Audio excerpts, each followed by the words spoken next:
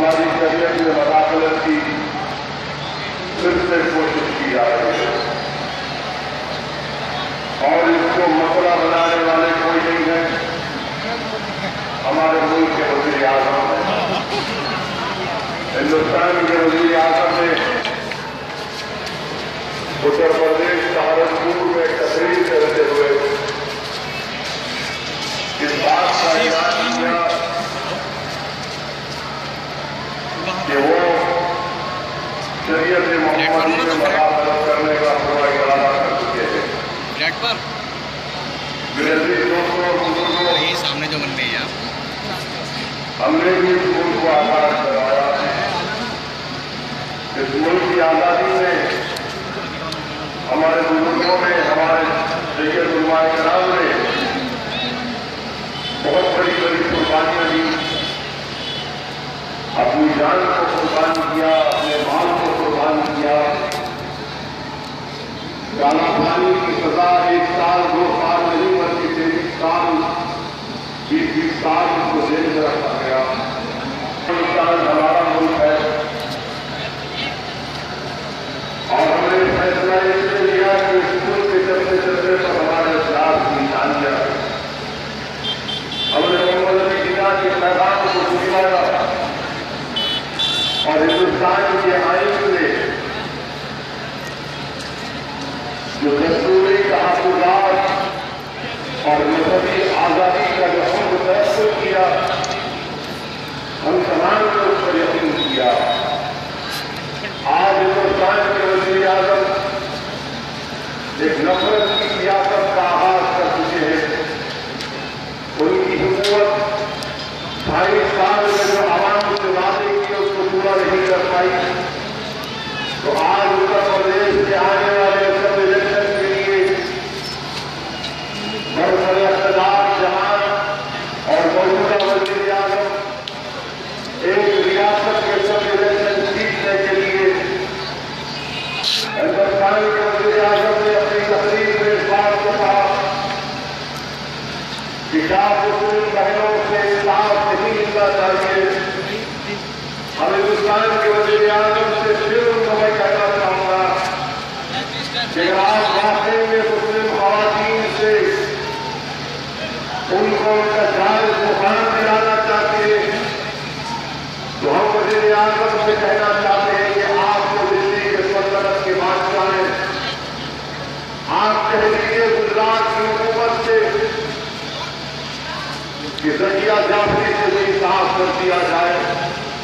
मुस्लिम ख़वातीन से अगर आप इंसाफ करना चाहते हैं तो उस खातून से भी इंसाफ कर दीजिए जो अपने शौहर के कत्ल के इंसाफ के लिए लड़ रही है, जिसकी आंखों के सामने उसके शौहर को न सिर्फ कत्ल किया गया बल्कि उसके जिस्म के कई टुकड़े करके जला दिए गए। अगर हिंदुस्तान के वज़ीर आज़म मुस्लिम ख़वातीन से इंसाफ करवाने के इरादा रखते हैं तो हिंदुस्तान की मां से भी उसको इंसाफ करना चाहिए। अगर हिंदुस्तान के वज़ीर आज़म मुस्लिम ख़वातीन से इंसाफ करना चाहिए तो जवाहरलाल नेहरू यूनिवर्सिटी में बदायूं का रहने वाला नजीब पिछले 25 हिंदुस्तान के वज़ीर आज़म मिस्टर मोदी से कहना चाहते हैं कि जिस मुकाम पर आप रहते हैं उस मुकाम से मुश्किल 5 या 7 किलोमीटर के फासले पर जवाहरलाल नेहरू यूनिवर्सिटी है और वहां पर एक मां रो रो कर इंसाफ के लिए तड़प रही है, पुकार रही है कि मेरा बेटा नजीब कहाँ है। वज़ीर आज़म हिंदुस्तान नजीब उस वक्त से गए है जिस रात उसको संग परिवार से वापस्तान नौजवानों ने उसको और उसके बाद से नजीब भय भय बदायूं और आज चंडीगढ़ का ये जनता आपसे बहुत का मुतालबा करता है कि नजीब को पेश करो। आखिर नजीब कहाँ गए तो गया, मगर हमारे हिंदुस्तान के वज़ीर आज़म जो बात करते हैं तो इंसाफ करने की बात करते हैं, मगर जहां पर इंसाफ करना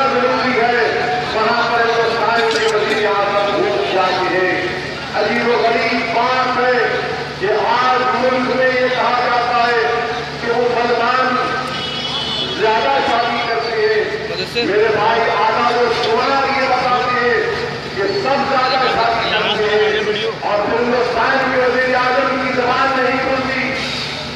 आप खुद अंदाजा लगाइए कि 2011 के सेंसस आए और सेंसस के कहते हैं कि 1,10 साल की बच्चियों की शादियां हुई है, तो गैर मुस्लिम बच्चियां थी। बताओ हिंदुस्तान के वजीर आजम क्या आप अपने आइंदा उत्तर प्रदेश की तकरीर में ये कहेंगे कि 1,1 लाख जो गैर मुस्लिम 10 साल की बच्चों की शादियां हुई है, मैं उनसे भी इंसाफ करूंगा? ये नहीं बोल सकते। क्या हिंदुस्तान के वजीर आजम जो आज मुसलमानों को बदनाम करने की कोशिश कर रहे हैं, मैं चैलेंज करके कह रहा हूं कि गोवा में कानून है और वो कानून ये कहता है कि अगर वहां पर हमारी हिंदू बहन के अगर 25 साल की उम्र में अगर वो बच्चा या औलाद पैदा नहीं करती तो उसके शौहर को दूसरी शादी करने का हक हासिल है। अगर 30 साल की उम्र तक वहां पर अगर हमारी हिंदू बहन बेटे को नहीं पैदा करती तो उसके शौहर को दूसरी शादी करने का पूरा हक हासिल है। हिंदुस्तान के वजीर आजम आपको गोवा गए थे, गोवा जाकर आपने ये क्यों नहीं कह दिया कि दोबारा अगर मेरी शादी प्रदान कराएगी तो मैं कानून को निकाल दूंगा? मालूम ये हुआ कि हिंदुस्तान के वजीर आजम को शरीयत के मुदाखलत की बात कर रहे हैं। मैं पूछना चाहता हूं हिंदुस्तान के वजीर आजम से कि बताओ मुसलमानों में डिवोर्स या फिर सेपरेशन का रेट कितना है? 1% भी नहीं है। मगर हिंदुस्तान के वजीर आजम आज अचानक आपके दिल में मुस्लिम खवातीन की हमदर्दी पैदा हो गई। मेरे भाई मैं आपके भाइयों का मोहताज नहीं हूं। जब जलसा चलेगा, अगर आपको अपने जज्बात का इजहार करना है तो मैं नारा लगाऊंगा, उसका जवाब दीजिए नारे तकबीर। सुनिए मेरी बात।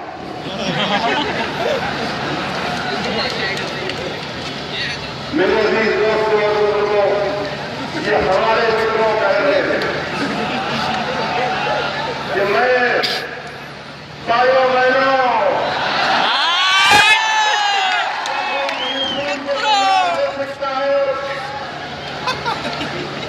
आप हमसे कह रहे हैं तो फिर आईना हम भी दिखा सकते हैं आपको।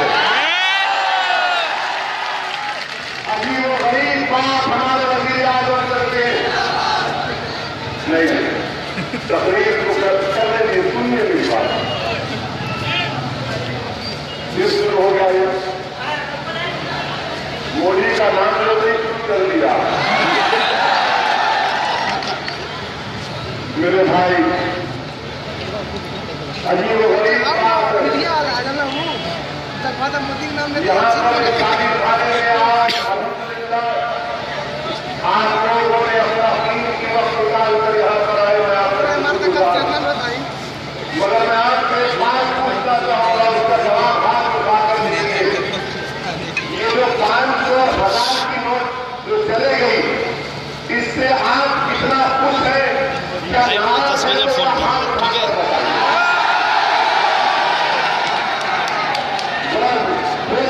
अधिकारी नजारा मोदी को पहुंच सके।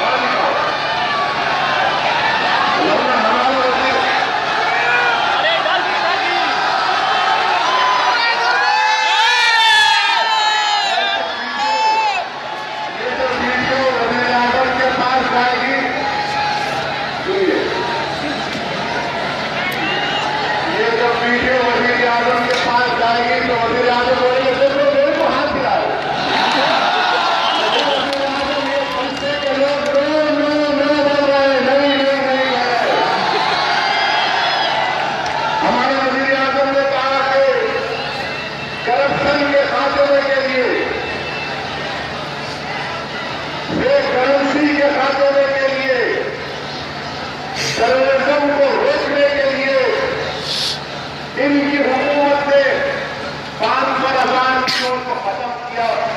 हम भी चाहते हैं कि ब्लैक मनी का खात्मा हो, करप्शन का खात्मा हो, मगर हम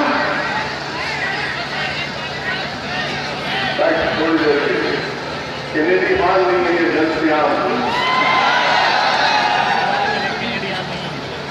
मेरे दोस्तों बुजुर्गों, मैं जानता हूं कि 500,000 की नोट को कैंसल करने से हर हिंदुस्तान के तबके को नुकसान हुआ। ये समझ रहे हैं कि सिर्फ पैसे वाले को नुकसान हुआ, ऐसा नहीं है। हिंदुस्तान में सिर्फ 2% लोगों के पास क्रेडिट कार्ड है। हिंदुस्तान में सिर्फ 2% लोगों के पास क्रेडिट कार्ड है। हिंदुस्तान के गांव में रहने वाले 30 करोड़ लोगों के पास कोई अकाउंट नहीं है। हिंदुस्तान में 40 करोड़ लोग पढ़े लिखे नहीं है। आप अंदाजा लगाइए कि हमारे वजीर आजम इस बात का ऐलान कर दिए और हिंदुस्तान में जो करेंसी है वो करीब 16.5 लाख करोड़ की करेंसी है, जिसमें से 86% 500,000 रुपये पर मुश्तमिल है। आज आप अंदाजा लगाइए कि बैंक में हमारा पैसा है, गरीब का भी अगर पैसा है तो मोदी की हुकूमत कह रही कि नहीं, तुम सिर्फ 4,000 या 2,000 निकाल सकते। हिंदुस्तान के वजीर आजम, हम आपसे पूछना चाहते हैं कि पैसा मेरा है मगर मुझे निकालने की इजाजत नहीं है। आज गरीब गांव में परेशान है, गांव में बैंक नहीं है। अगर एक बैंक है तो 10-1.5 लाख की आबादी के लिए साल का 8 बैंक हमारे मुल्क में। बताइए, आज किसान उसकी फसल काट दिया रबी के लिए, अब उसको बीज बोना है, फर्टिलाइजर खरीदना है, मगर मोदी ने कहा कि 500,000 है। शादी करना है तो कह रहे 50,000 रुपये ले लो। हिंदुस्तान के वजीर आजम, मैं आपसे कहना चाह रहा हूं, क्या कोई 50,000 में कोई दलित, कोई मुसलमान, कोई आदिवासी, कोई गरीब का 50,000 में शादी होती है? अगर किसी को बुला कर चाय बिस्किट या कुछ इंतजाम करे तो उसी में 25-30,000 रुपये निकल जाते। कुर्सियों का किराया देंगे तो उसमें 10,000 निकल जाते। वजीर आजम, मैं आपको कह रहा हूं कि 50,000 में आप किसी गरीब की शादी करके मुझे बताओ, आप करो। कह रहे हैं कि खाली 50,000 रुपये बैंक से निकालेंगे। और अरे खुशखबरी हम तमाम हिंदुस्तानियों के लिए, कल से आप बैंक को नहीं जाएंगे, बैंक कुछ नहीं देने वाला, कल एक दिन आपको बैंक कुछ नहीं देने वाला है। जो सही खतरात है उन्हीं को कल बैंक में जाने की इजाजत है। हिंदुस्तान के वजीर आजम शहीद नौजवान, गरीब, मजलूम, औरतें, सबको आपने लाकर एक साथ में खड़ा कर दिया। आपने क्या कर दिया? अच्छे दिन तो आपने नहीं लाए, मगर तमाम को आपने भिखारी और कंगाल बना कर रख दिया। आप अंदाजा लगाइए मेरे भाई कि अब तक 55 लोगों की मौत हो चुकी है। 55 लोग मर चुके हैं। कोई लाइन में खड़ा हुआ है बैंक के, कि और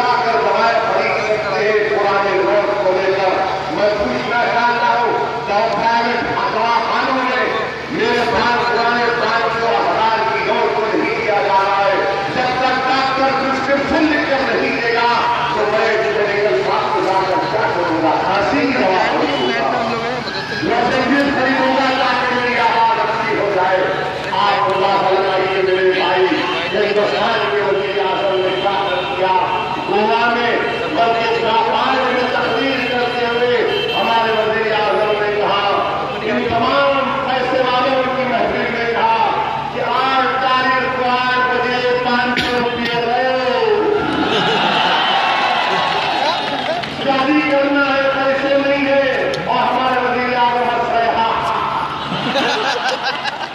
आप हिंदुस्तान के वजीर आजम है, तो कॉमेडी शो के एक्टर नहीं है। गरीब के घर में शादी हो रही है, सब पूछो वजीर आजम। 500 रुपये नहीं बल्कि आपने उसका खून चूस लिया। हमारे वजीर आजम बोल रहे कि गलत गलत आपको जानकर हैरत होगी, मेरे अल्फाज नहीं है। हिंदुस्तान टाइम्स की रिपोर्ट है, हिंदुस्तान टाइम्स की रिपोर्ट है कि ब्लैक मनी में जो पैसा है कैश, वो सिर्फ 6% है, 6% है सिर्फ। हिंदुस्तान के वजीर आजम बोलते कि टेररिस्ट काउंटर फिट या नकली करेंसी के लिए हमने किया। मैं चैलेंज करके कह रहा हूं कि 16.5 लाख की हमारी करेंसी जो आज मुल्क में है, उसमें सिर्फ 400 करोड़ डुप्लीकेट मनी है, जो 0.01% है। बताओ वजीर आजम के लिए क्या किया आपने? हम पूछना चाहते हैं, गलत बंद करना चाहते हैं। आपको जानकर हैरत होगी कि अगर आप फर्ज करिए लश्कर तैयबा का हाफिज सईद जो टेररिस्ट है, अगर वो मालदीव और मॉरिशस से 3 नोट अगर इन्वेस्ट कर दे बनारस स्टॉक एक्सचेंज में, तो मालूम ही नहीं होता। पूरे बड़े बड़े सियासतदान या तमाम करप्ट लोग क्या करते, हवाला से पैसा भिजा के वहां। दूसरा क्या करते कि मैं पावर प्रोजेक्ट डाल रहा हूं, इंडस्ट्री डाल रहा हूं, मुझे बाहर से इक्विपमेंट लाना है।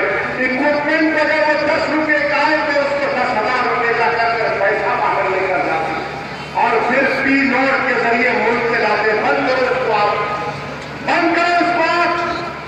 नहीं करेंगे, इसलिए नहीं करेंगे कि तमाम के तमाम तार जाकर बड़े से लोगों के वहीं पर मिलते हैं। अजीज दोस्तों, हिंदुस्तान की जमहूरियत पर तमाम कब्जा हो चुका है ये तमाम बड़े बड़े पैसे वालों का। और अजीब गरीब बात की है कि करप्शन का अगर खात्मा करना चाहते वजीर आजम, तो उनसे कहना चाहते हिंदुस्तान में इलेक्शन का सिस्टम है जो अंग्रेजों ने, जिसको अंग्रेजों ने देखकर हम तो चले गए, इसको बदल दो। फर्स्ट पास द सिस्टम को खत्म करो। जर्मनी का लिस्ट सिस्टम लाओ, प्रोपोर्शनल रिप्रेजेंटेशन सिस्टम का लाओ। नहीं लाएंगे। जब तक ये सिस्टम रहेगा, हिंदुस्तान से करप्शन का खात्मा कभी नहीं हो सकता, कभी नहीं हो सकता। और फिर हमारे वजीर आजम गोवा में तकरीर कर रहे थे। गोवा में तकरीर करते हुए अचानक हिंदुस्तान के वजीर आजम जज्बाती हो गए, आंख में आंसू आ गए और गिलास उठाया, पानी पिया। ऐसा किसी हमारे एक दोस्त थे, वो अलीगढ़ के पड़े हुए थे, देखकर कहा, अरे सर लग रहा है मुगल आजम का पिक्चर ज्यादा देखा है। मुगल आजम का पिक्चर अपनी गुर्बत आपको याद आई, मगर गरीब आज जो परेशान है, जो किसान पिस रहा है, जो घर घर में मातम है, शादी के लिए पैसे नहीं है, जिस घर में खाना नहीं है, जो मजदूर को काम करके 200 रुपये कमा रहा है, आज वो 2-2 घंटे 8-8 घंटे बैंक की लाइन में खड़ा हुआ है। मेरे भाई अंदाजा लगाइए, हिंदुस्तान में 40 करोड़ लोग लिखना पढ़ना नहीं जानते, लिटरेट नहीं है, लिखना पढ़ना नहीं जानते। अगर वो लोग लाइन में खड़े रहेंगे तो बताइए कितना नुकसान होगा उसका। किसको मालूम, कोई फॉर्म नहीं मालूम, कुछ नहीं मालूम, मगर वजीर आजम की जिद है कि मैं ऐसा करूंगा। करप्शन का इससे खात्मा नहीं होगा, बल्कि गरीब खत्म हो जाएगा, छोटे इंडस्ट्रीज खत्म हो जाएंगे, तमाम के तमाम 10,000 5,000 गरीबों के खत्म हो जाएंगे। इसीलिए मेरे अजीज दोस्तों और बुजुर्गों, आप तमाम को इस बात को जहन नशीन करता है कि कैसे हमको आगे बढ़ना। उत्तर प्रदेश इलेक्शन को जीतने के लिए हिंदुस्तान के वजीर आजम ने इस तरह का ऐलान किया और फिर तलाक को शरीयत को मसला बना रहे, अब नोट को मसला बनाएंगे। मैं तो कहूंगा मिस्टर मोदी, एक सैमसंग का गैलेक्सी नोट 70 चल गया, आपकी नोट नहीं चलेगी। ये नोट की पॉलिसी नहीं करने वाली है, इसका अल्लाह होगा। मेरे अजीज दोस्तों और बुजुर्गों, तीसरी और अहम बात है कि बरसर इख्तिदार पार्टी उत्तर प्रदेश इनमें और बीजेपी में कोई फर्क नहीं है। ये एक सिक्के के दो रुख हैं। अगर आप 10 रुपये का सिक्का निकालेंगे तो एक दोनों रुख एक ही है। आज समाजवादी पार्टी का नाम बदल के ड्रामा कंपनी रखना चाहिए इसका नाम। आप अंदाजा लगाइए कि मुख्यमंत्री वजीर आला चीफ मिनिस्टर अखिलेश यादव है। अखिलेश यादव साहब की चाचा से नहीं बनती, चाचा की भतीजे से नहीं बनती, एक चाचा की दूसरे चाचा से नहीं बनती, वालिद की बेटे से नहीं बनती। आप अंदाजा लगाइए कि क्या तमाशा कर रहे हैं। जो बेटा अपने चाचा का नहीं हुआ, जो चाचा अपने भतीजे का नहीं हुआ, वो उत्तर प्रदेश का क्या होगा है।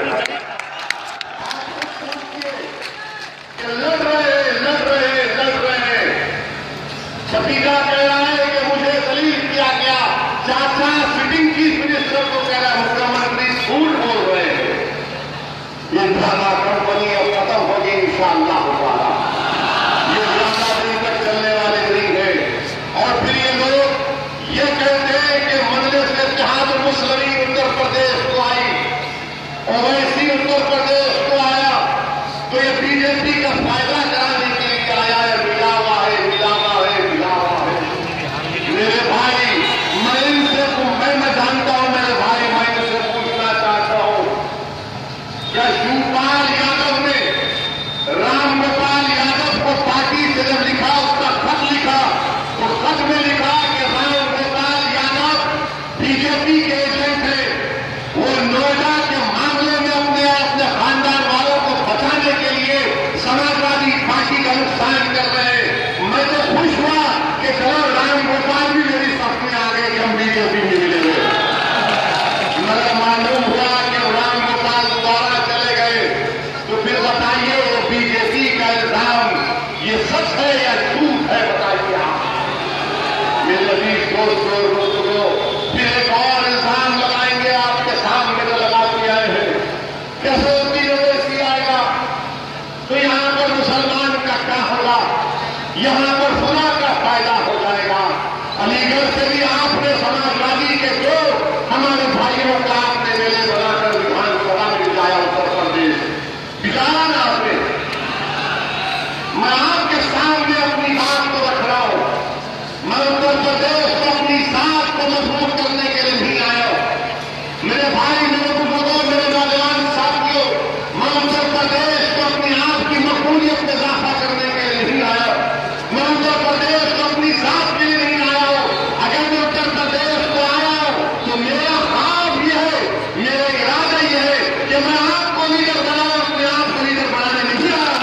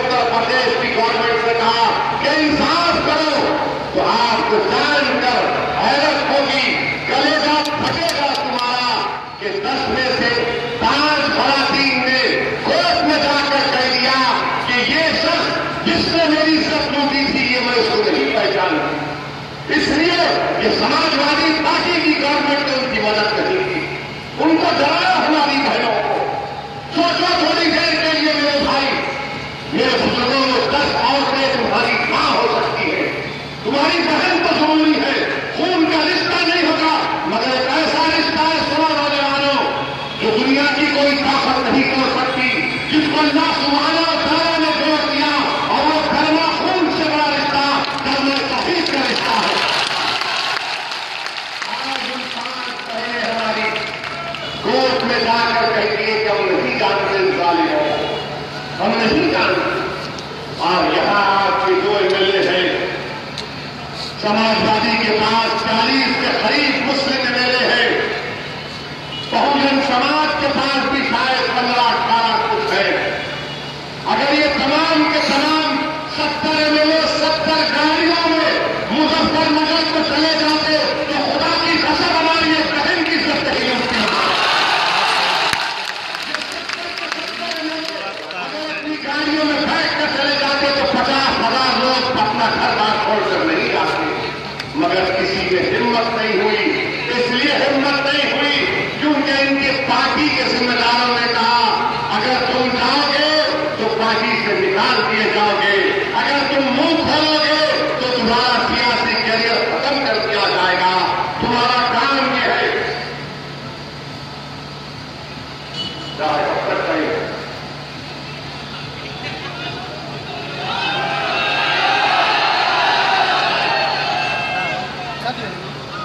शौकत साहब बोल रहे हैं कि परमिशन बहुत मुश्किल से दिया है। ठीक है, अभी आसान कर देता हूं, पूरा बोलता हूं। मैं परमिशन देने वालों से कह रहा हूं कि दुनिया की कोई ताकत असदुद्दीन अवैसी को दोबारा नहीं लाएगी।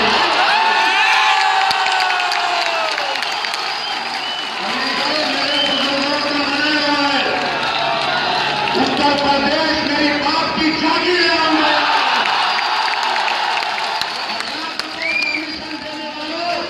समाजवादी की गुलामी करने वालों, सुनो मेरी बात को।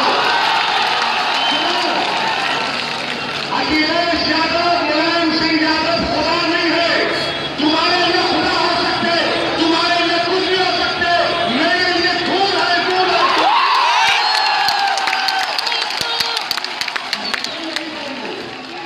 क्यों नहीं देंगे परमिशन? यहां नहीं करना, वहां करना, यहां करना, वहां करना।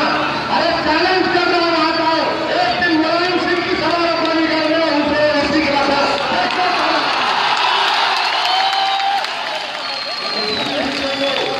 हिंदुस्तान है, आपके बाप का मुल्क है। उत्तर प्रदेश चलेगा तो बाबा साहब अम्बेडकर के बनाए हुए कानून पर चलेगा, यादव परिवार के मर्जी से नहीं चलेगा। हम जहां जाना चाहते हैं वहां पर परमिशन नहीं देते। शौकत हिस्सा मारा आसिम फोन आ रहा था, कॉल आ रही तेरी।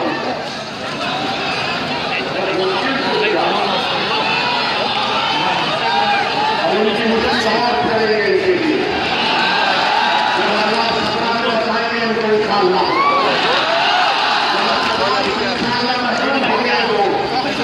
मेरे भाई, मैं आपसे जो बात कह रहा था कि अगर उत्तर प्रदेश की विधानसभा में आने वाले समय इंतखाबात में अगर मल्ल सहाब मुस्लिम के 8-10 एमएलए कामयाब होकर जाएंगे तो याद रखिए इनकी सलाना पर कोई ताला नहीं होगा, इनकी मुशावरत पर कोई दबाव नहीं होगा।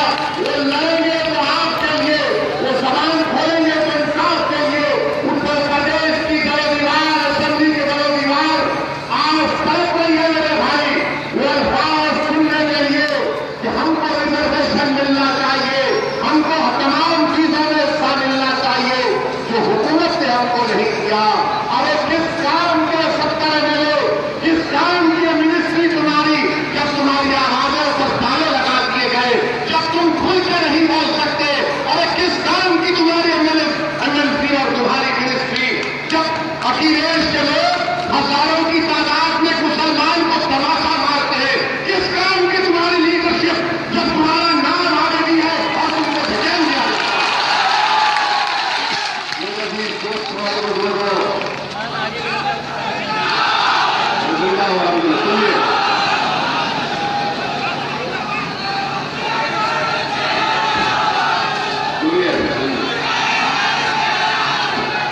मेरे भाई,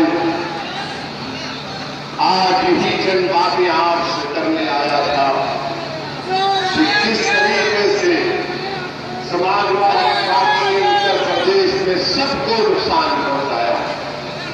हिंदुस्तान की इतनी बड़ी यूनिवर्सिटी अलीगढ़ मुस्लिम यूनिवर्सिटी है, यहाँ के अगर तालिब इल्म यहाँ पर मौजूद है तो मेरी बात से मुत्तफिक होंगे।